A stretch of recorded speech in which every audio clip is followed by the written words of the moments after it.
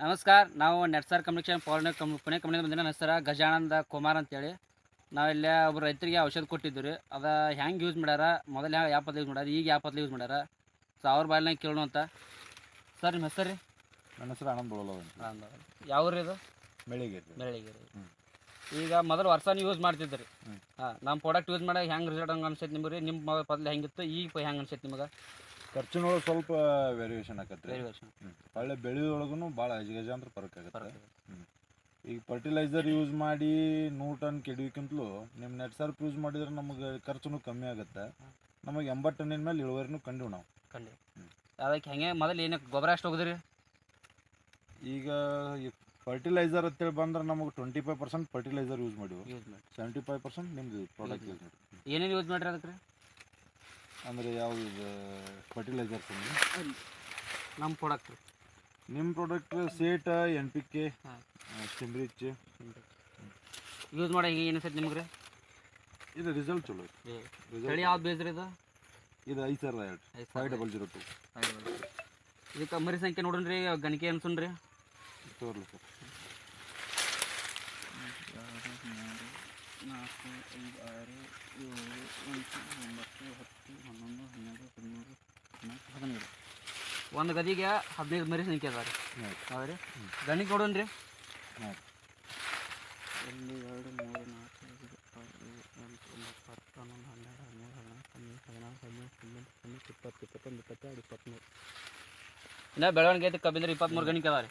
ಇನ್ನು ಬೆಳಗ್ಗೆ ಎಷ್ಟು ತಿಂಗಳು ಕಬ್ರಿ ಇದು? ಒಂದು 10-11 ತಿಂಗಳು ಐತಿ. 10-11 ತಿಂಗಳು.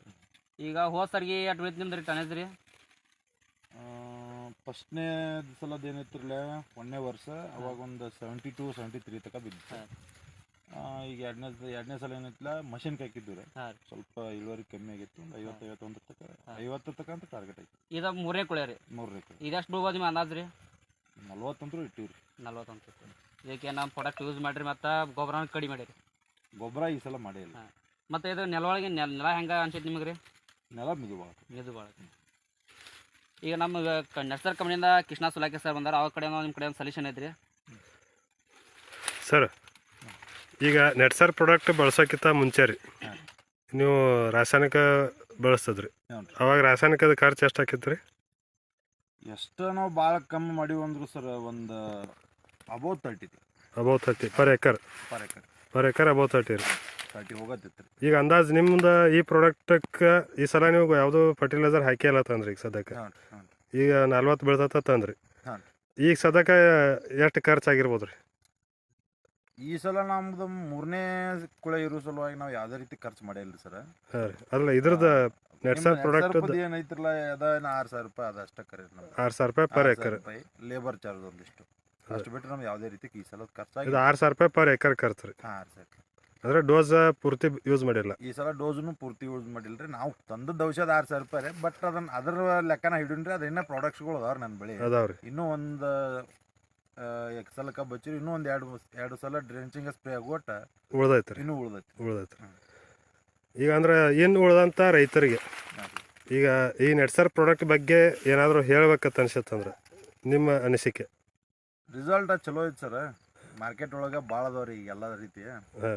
ಈಗ ಒಬ್ರು ಒಂದು ಹೇಳ್ತಾರೆ, ಒಬ್ರು ಒಂದು ಹೇಳ್ತಾರೆ ಮಾಡೋ ಬದ್ಲಿ 1 ಎಕರೆ ಇದನ್ನ ಮಾಡಿ ನೋಡ್ಲಿ, ಇನ್ನೊಂದು ಎಕರೆ ಅವ್ರು ಬೇರೆ ಮಾಡ್ಕೊಂಡು ನೋಡ್ಲಿ. ಒಂದೇ ವರ್ಷಕ್ಕೆ ಅವ್ರ ರಿಸಲ್ಟ್ ಗೊತ್ತಾಗ್ಬಿಡ್ತೈತೆ. ಅವ್ರು ಯಾವ್ದು ಯೂಸ್ ಮಾಡ್ಬೇಕು, ಯಾವ್ದು ಬಿಡಬಾರ್ದು ಅಂತ ಅವ್ರಿಗೆ ಬಿಟ್ಟಿದ್ರಿ. ನಮಗೆ ಮಾತ್ರ ಏನೈತೆ ನೆಟ್ಸರ್ ಮಾತ್ರ 100% ರಿಸಲ್ಟ್ ಐತಿ. ಸ್ಯಾಟಿಸ್ಫೈಡ್ ಐತೆ ಸರ್? ಸ್ಯಾಟಿಸ್ಫೈಡ್ ಐತಿ, ಫುಲ್ ಸ್ಯಾಟಿಸ್ಫೈಡ್. ಒಂದು ಒಳ್ಳೆ ಮಾಹಿತಿ ಕೊಟ್ಟರೆ ಸರ್. ನೆಟ್ಸರ್ಪ್ ಕಂಪ್ನಿ ವತಿಯಿಂದ ನಿಮಗೆ ನಮ್ಮ ನೆಟ್ಸರ್ಪ್ ಕಂಪ್ನಿ ಪರವಾಗಿ ಮತ್ತು ನಮ್ಮ ಮುಧೋಳ ಆಫೀಸ್ ಪರವಾಗಿ ನಿಮಗೆ ತುಂಬ ಧನ್ಯವಾದ ಹೇಳ್ತೀವಿ ಸರ್. ನಮಸ್ಕಾರ. Thank you sir.